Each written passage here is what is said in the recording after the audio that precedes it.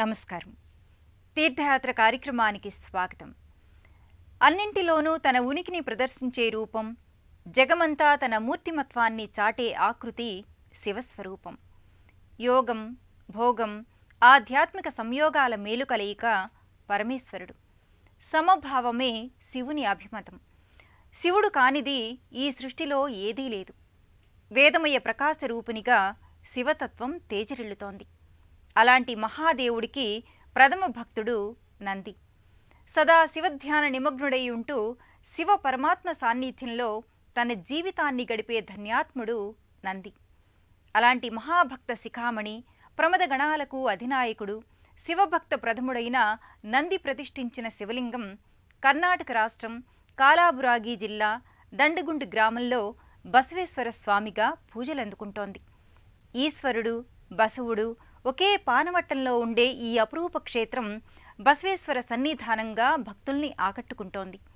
ఈ ఆలయ విశేషాల్ని నేటి తీర్థయాత్రలో తిలకిద్దాం.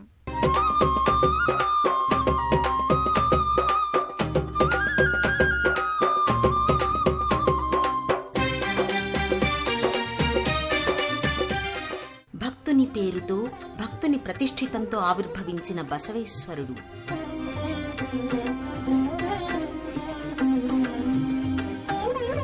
ఒకే పానవట్టంపై కొలువు తీరిన నంది, నందీశ్వరుడు.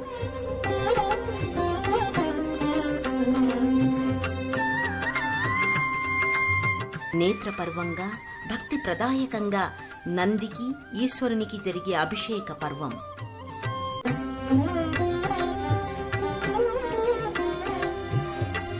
వీరశైవానికి వేదికైన కన్నడ నేలపై నందీశ్వర నామధేయుడై కొలువైన క్షేత్రం గుల్బర్గా జిల్లా దండగుండ శ్రీ బసవేశ్వర స్వామి ఆలయం.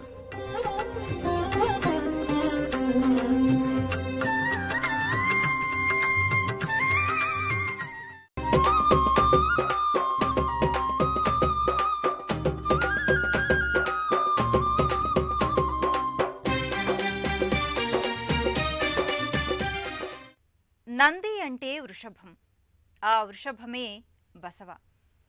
బసవా బసవా వృషాధిప అంటూ వీరశైవులు బసవణ్ణి సాక్షాత్తు శివస్వరూపంగా ఆరాధిస్తారు.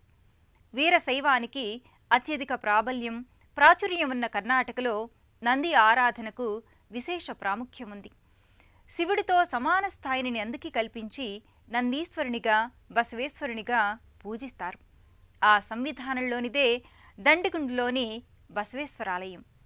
2 శతాబ్దాలకు పైబడి చరిత్ర ఉన్న ఈ ఆలయం కర్ణాటకలో ప్రసిద్ధ శైవక్షేత్రంగా అలరారుతోంది. నందీశ్వర ప్రమథనాథాయ మహేశ్వరాయ అంటూ నందీశ్వరుడితో మేళవించి శివుణ్ణి స్తుతిస్తారు. శివభక్తులలో నంది అగ్రగణ్యుడు. త్రైగుణ్యం శూలమేతస్య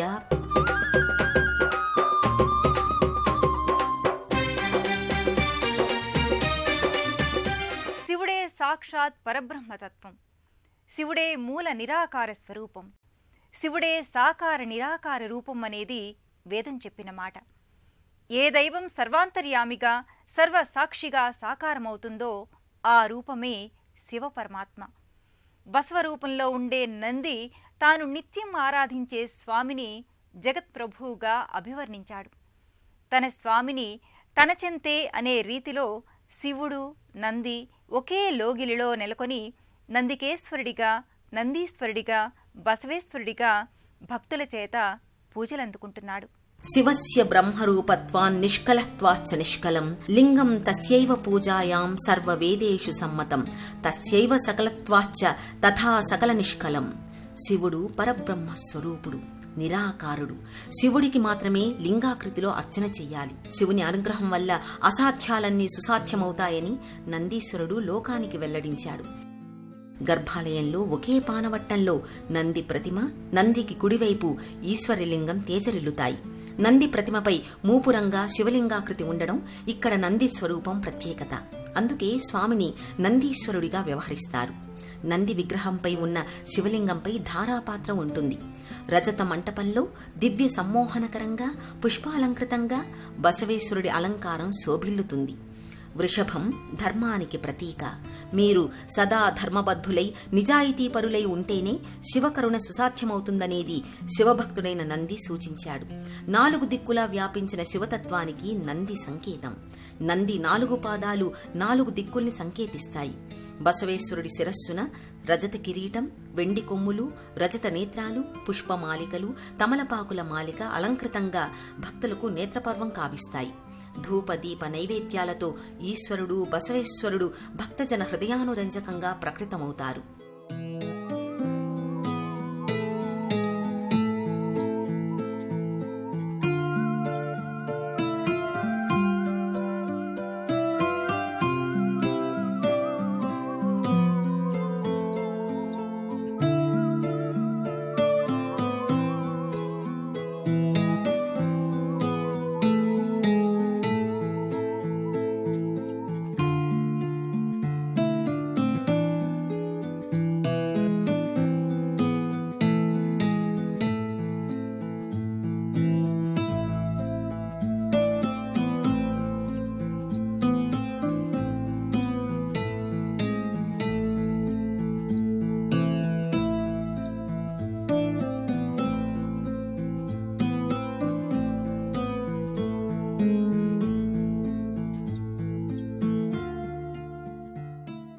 ఈశ్వరుడు అభిషేక ప్రియుడు.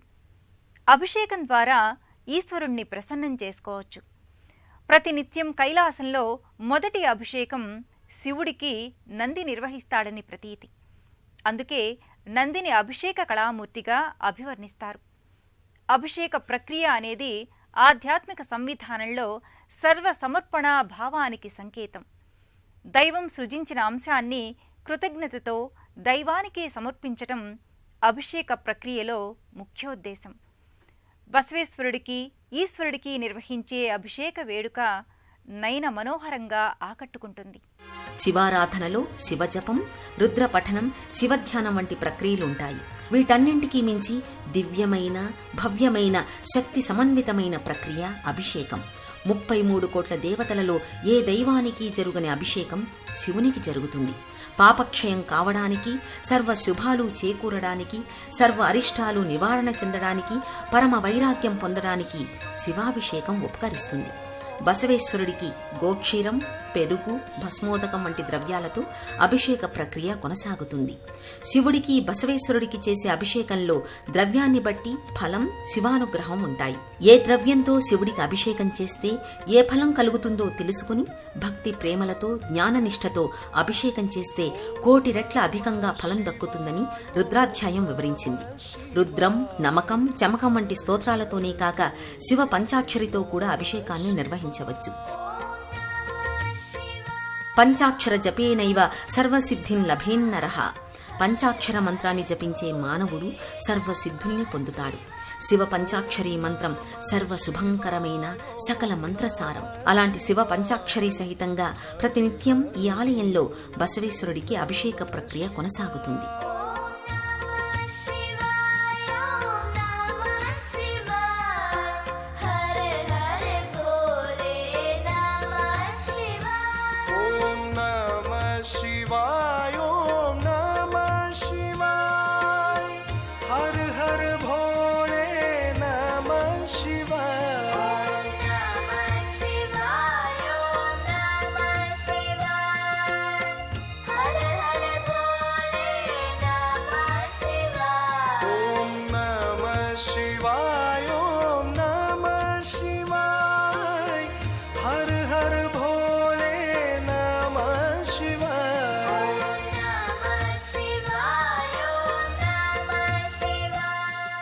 దండగుండు బసవేశ్వరుడు ఆరోగ్య ప్రదాత, ఐశ్వర్య ప్రదాత, వ్యవసాయ ఫలప్రదాత అని భక్తుల విశ్వాసం. వ్యవసాయదారులైన భక్తులు తమ తొలి పంటలో కొంత భాగాన్ని బసవన్నకు సమర్పిస్తారు. ఈ క్షేత్రంలో నియమపూర్వకంగా 11 రోజుల పాటు బస చేసి స్వామిని పూజించుకున్న వారు దీర్ఘ రోగాల నుంచి విముక్తి పొందుతారని విశ్వాసం. ఈ ఆలయానికి క్షేత్రపాలకులుగా వీరభద్రుడు, వీరాంజనేయ స్వామి వర్ధిల్లుతున్నారు. బసవేశ్వరుడు ఈ క్షేత్రంలో వెలయడానికి, నంది ఈ లోగిలిలో శివుణ్ణి ప్రతిష్ఠించడానికి ఓ నేపథ్యం ఉంది. కైలాసం నుంచి తరలివచ్చిన నంది ఇక్కడ కీకారణ్యంలో తపస్సు చేసుకోనారంభించాడు.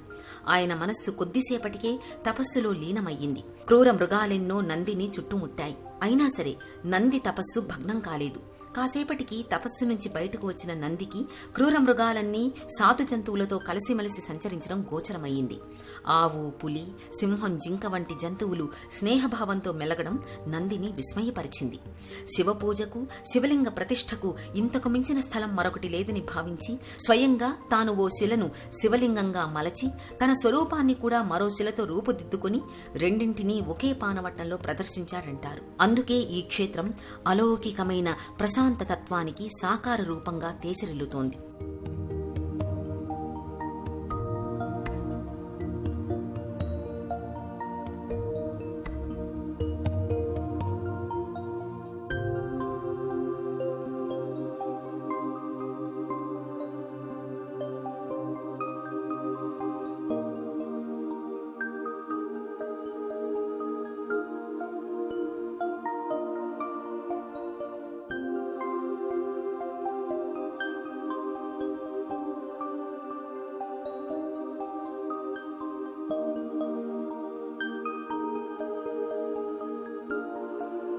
ఈ ఆలయలోగిలిలో వీరభద్రుడు క్షేత్రపాలకమూర్తిగా పూజలందుకుంటున్నాడు. వీర రసోపేతమూర్తిగా, చిన్మయ చిదానంద భరతునిగా భక్తులకు వరాల సిరుల్ని కురిపిస్తున్నాడు.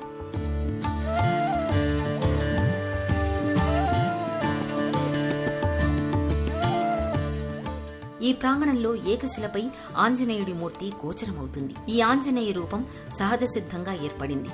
ఎవ్వరూ చెక్కకుండా స్వయం సిద్ధంగా రూపుదాల్చిన విలక్షణ ఆంజనేయ స్వరూపంగా భక్తులు దీనిని ఆరాధిస్తారు. అందుకే ఈ మూర్తిని స్వయం సిద్ధ హనుమాన్గా వ్యవహరిస్తారు.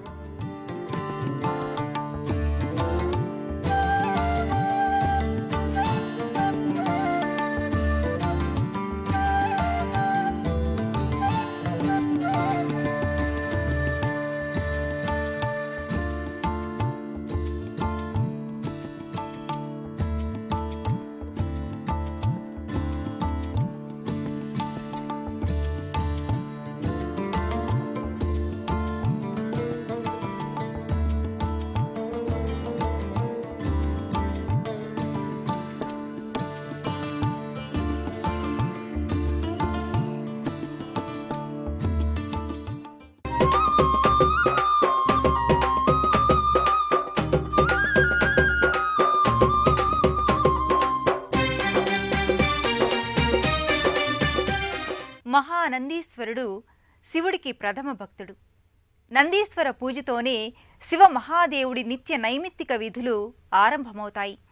నంది అంటే సాక్షాత్తు శివుడేనని పురాణాలు విశ్లేషించాయి.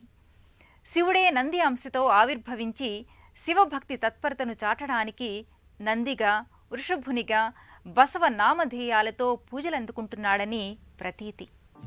శివుడికి ఎన్నో అవతారాలు.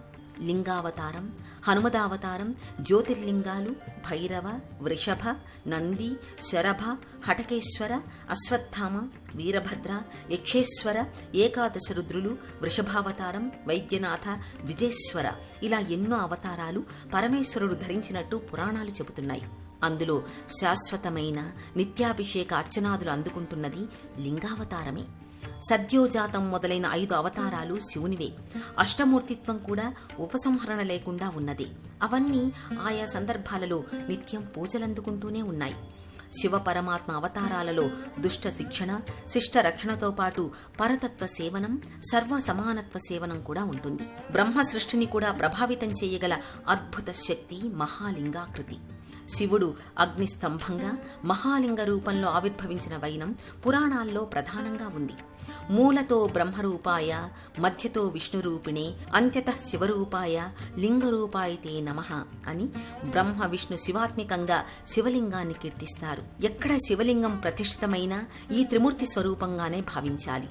ఏకాదశ రుద్రుల అవతార సమాహారంగా నందీశ్వరుడు మహాదేవుణ్ణి ఆరాధించాడు. కపాలి, పింగళ, భీమ, విరూపాక్ష, విలోహిత, శాస్త, అజపాత్, అహిర్బుధ్న్యు, శంభు, చండ, భవ ఇలాంటి ఏకాదశ రుద్రుల సమన్వయంగా తేజరిల్లే శివావతారం, అలాంటి శివస్వరూపంగా వర్ధిల్లే బసవేశ్వరుడి రూపదర్శనం సకల సన్మంగళకారకం, సకల శుభదాయకం.